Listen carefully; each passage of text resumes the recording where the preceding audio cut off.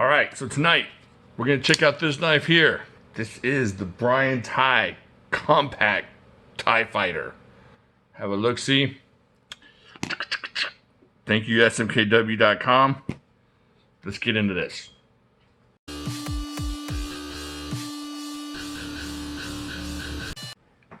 All right, so once again, thank you to Smoky Mountain Knife Works, SMKW.com. I really appreciate them letting me have a look-see at this. Do me a favor, I'm gonna try this differently now. I'm gonna go ahead and say, hey, like, subscribe, and check out my other videos. I don't know if they're gonna be there yet. I'm just pointing my fingers where they should be at the end of the video. But definitely like and subscribe, or don't like and subscribe, and then come back and troll me later. But anyways, we're gonna check a look at this, and this is the CRKT version of the Brian Tighe Compact Fighter. And right now, I'm just gonna say, go get you one, because it's awesome.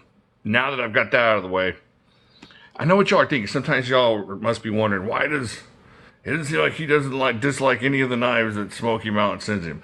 That's not entirely true, but most of the time it's because they're sending me knives that they know I'll like. And it's kind of like when you go to your restaurant that you go to all the time, and you keep ordering the same thing over and over again, and they kind of get an idea of what you like, and maybe they'll give you some new ideas, but it's based on what you like. They send me stuff that I think they're pretty sure that I'm gonna like. So I love this knife. I love Brian Tighe stuff, and I'm surprised I don't have more of his stuff. I think I don't have more of his higher end stuff, because when you're way up there in the Brian Tighe customs, you're really shelling out some dough, man. But he has some awesome looking customs, and like I said before, I think I'm gonna grail out on one of his customs this year. I just don't know. It's like you get one, and then there's the next one. There's just one that's got skulls in the blade, and then there's ones that got, pretty colors down here. So I don't know. But anyways, we're gonna talk about this one. This is definitely an affordable range if you're a Brian Tighe fan. And I've had one of his mid-techs, and the action on this is right up there. Holy freak! Check that out. That's like custom ball bearing action right there. So let's get into this really quick, and we'll check it out, and I'll let you go. 2 3/4 ish, like right around there, 2 3/4 of 8CR13 MOV. Now, before the steel snobs come out and start, I wish it was S35. Wish they would just get into it. Tell me what you're gonna need, something stronger than that for a knife this size. You're not chopping down trees, and I don't know.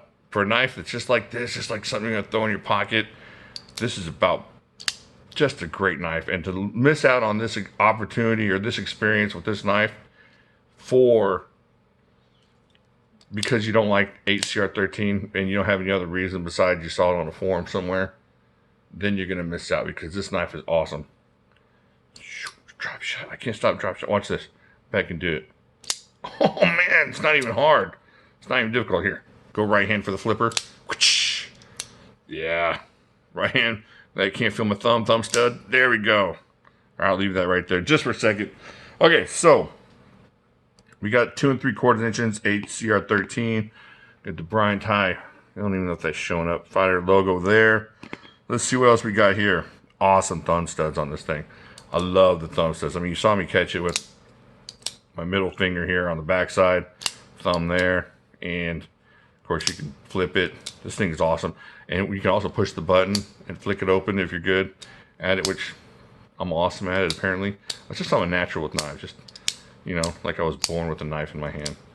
That's not, hey, anyways, keep going. I saw the joke forming, but I'm not gonna let it happen. All right, so let's get into the handle here. So we got 1, 2, 3, 4 inches, basically, a little bit over 4 inches of the glass-filled nylon. So this is GFN. However, because of the way it's got this texture on here and the way it feels, if I told you this was carbon fiber, you wouldn't know the difference. I'm serious. You would just take my word and say, yeah, carbon fiber. That's how this GFN feels.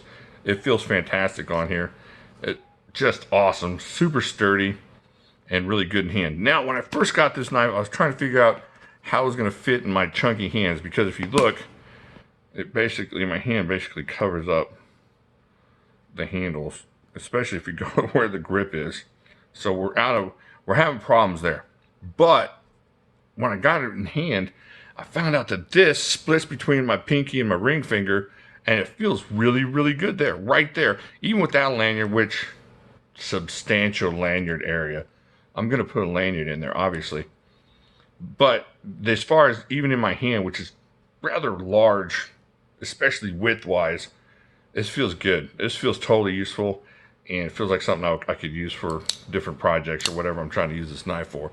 So it's not bad. However, I did, just to be on the safe side, I had my son come in, and he has more of a normal size hand, and this thing fit him perfectly. So he had all his normal size fingers fit right there. So if you're not, living in the land of giant fingers, you should be fine with this. You're getting your hand all the way in between the two points there. So, but I love the design on this. I love all the texturing and work through here, all the mill work and whatnot. It's awesome. You got this back here. You got the textured jippy backspacer here, and you got a little jimping up here by the thumb ramp, which is going to be helpful, I guess. Now you got to be careful. I almost just grabbed this thinking this is where my thumb went, or my finger went. But from back here, the jimping, really nice. Keep your thumb in place there. Now, let's look at, you got left, right clip on this thing. I like the pocket clip. I like the way it wides down like that. What do you think? Now let's see if we can find something to clip onto this. All right. No, that's not the one. Here it is. The stained pocket rag. All right. I should probably get another one. Let's see. Put that on there. Oh, it's a little tight. A little tight on it. Maybe I'm doing this wrong. Oh, yeah, I was doing it wrong. Okay, here we go. There you go. I just had it all bunched up. So it fits on there. You slide in your pocket. Bloom. And there you go. Doing gymnastics out in the yard. You're good. You decide you want to take it out. Thanksgiving. Cut the mashed potatoes. You're still good. So I like the way it's shaped. And if you don't bunch up your pocket, you're going to be good on that. So that was pretty nice that way. Where's my scale? Let's see how much this bad boy weighs. Alright. Found my scale. First try. Wasn't even a problem. Alright, let's put that on there. Just check it out real quick.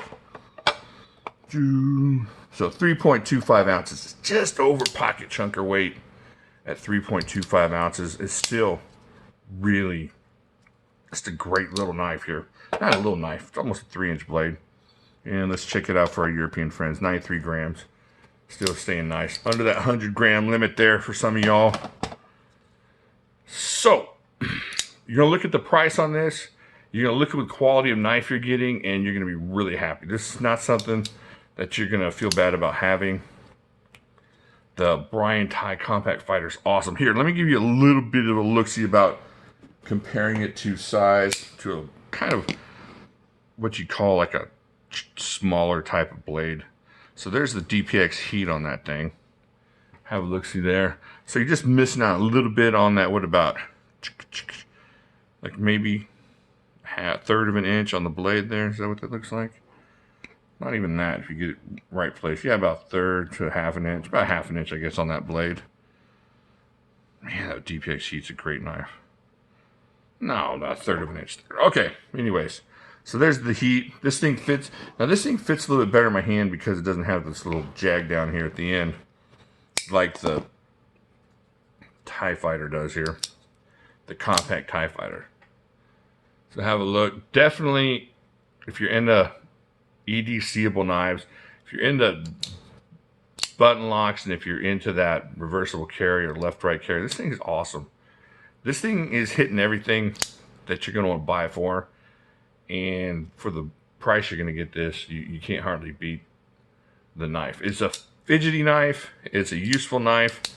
It's got all kinds of different ways to open it. I just can't think of anything that this knife is lacking, except maybe size if you're looking to do some serious, outdoorsy work. But as far as an EDC knife, this thing is cool as freak.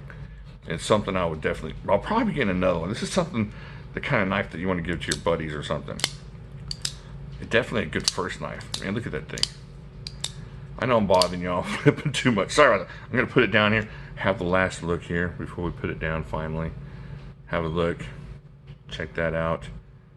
Have a look-see there. Look-see there. So we got the 8CR13 MOV, 2 3/4 inch blade, flipper, button opener, flicker thingy, thumb studs, awesome lanyard area. You could put like a small rope through there. The GFN, that feels a lot like carbon fiber. Seriously, they did a really good job not making this feel super GFN-y. You know what I'm talking about? It feels really good. It feels, and because of the way they textured that, can you see that? It looks like carbon fiber. And it's totally backspacered out here. Awesome clip. We saw how easy that went on the pocket and stuck into the pocket once it got there. So there you go. Let me know what you think down there. Do you have any of Brian Tighe stuff? I have some of his. I have the Tighe Tanto, but not the Tighe. I have the Tighe Tacto. You know what I'm talking about, that one. Not. I don't have the Tanto version of that. Awesome button flipper on that one.